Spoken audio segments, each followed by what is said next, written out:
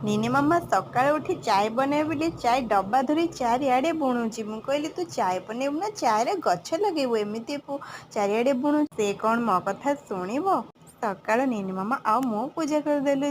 ଭଗବାନ ସମସ୍ତଙ୍କର ମଙ୍ଗଳ କାମନା କରନ୍ତୁ ଆଉ ସମସ୍ତଙ୍କୁ ଖୁସିରେ ରଖନ୍ତୁ। ଆଜି ଆମର ବହୁତ ଦିନ ପରେ ବନେଇଥିଲା ସୁଜି ଉପମା।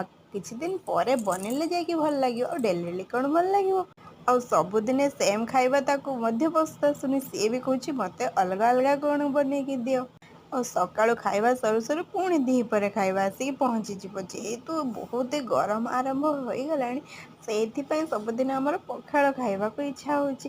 ଆଜି ପଖାଳରେ ବନେଇଥିଲା ତାଙ୍କର ଭାତ ବନିଥିଲା, ଆଉ ମମି ମୋର ନିନି ମାମାର ସମସ୍ତଙ୍କ ପଖାଳ ବନିଥିଲା। ମମିଙ୍କର ପଖାଳ ସାଙ୍ଗକୁ ଶୁଖୁଆ ଆଉ ପତୁଆ ଆଉ ଜହ୍ନି ଆଳୁ ପୁସ୍ତକ ଚଡ଼ଚଡ଼ି ବହୁତ ଟେଷ୍ଟି ହେଇଥିଲା।